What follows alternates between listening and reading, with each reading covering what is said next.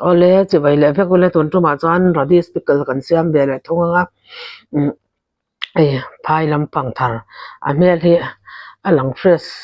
sur lo khop me hei a uk aduk a uk tiang he oma ma se lui em chu ani chuang lawa han var thiang nim sar ang khan om lo ni chu chuan ai marsapui hi tlem patel bokanga chuan radis hi ka velanga chuan ka chan sin le vekanga ka chan lai vel te ka chu ka tilang lawa ba ka til chan ni ka zailu tuk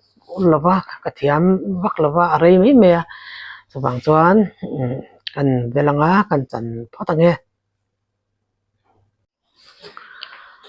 ka vel zowa ti hianin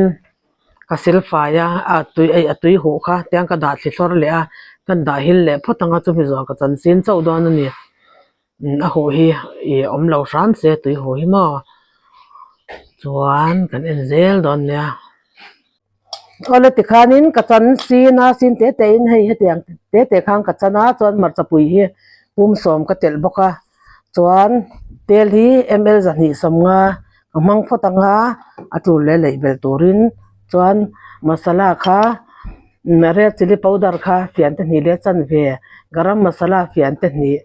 chuan pickle masala fian te ni chuanin dhania powder fian te khat ai eng fian te ni le chat masala fian te khat hi kamang bok dona masala hi ma ningai na jong ang kha atel theya chuanin tihanin kan lo polanga heng hi a bol lo tora hi chuan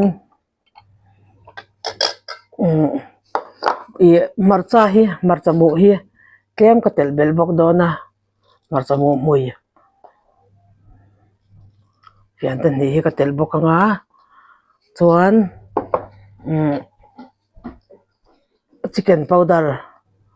chicken powder hi fian te khat fian te ni bel ka telanga chuanin purun war le so thing den kha ka tel vekanga fian te li kha chuan tihanin tel kha ka lei don ni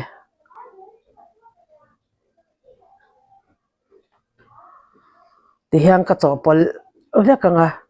chi hi ka tel bokanga chi kha mani aldu dan to kha ni meya chi hi ka lo in chop chia thei ngil wangin yang ekayang lo meyanga mani alti dan to ka tel kha ni mei tihan kan chopolang tan thadewin kan chopol vak don ani tihan thadewin ka chopol ta a chuanin chi kha ka tela du dan to khan chuanin nimbutui hi ka polang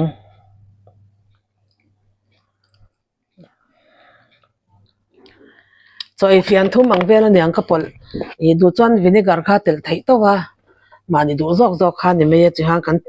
chopol thale vekanga yang kan chopolanga chuanin hei ka chopol zo khanin ta hian bura hian ka da don ani ang kan chopol lenga ole hei ti hian bura khan ka da chuanin tel kha leibel ngai lovin nimbutui khan alo pui boka ko achima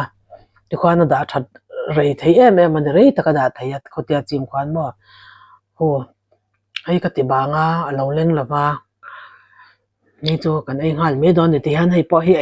ai ngal vek thei ta ma se ti han rei tak po da that theya thain ti tonin lo tu ve don na hetia ti hanin arim hei a hiar deuh le a ui deuh anga om kha khang kha alo re bok ba ka atui lu to ka no pang te po hian in radis ten ei do pha ve lu to ka nia in lo ti ve don nia an hei ei chu ei chop tur ani mai ten ei chop ngal vek theya chon video te min lo en saka kalom em a min lo en sak ve le zel don nia chuan tha inti vak lo point min lo like sak ve thin ula chuan video te min lo share sak thei pe chuan kawan lom don chiang tak em ole in zawa in bye bye ni man nuam vek ule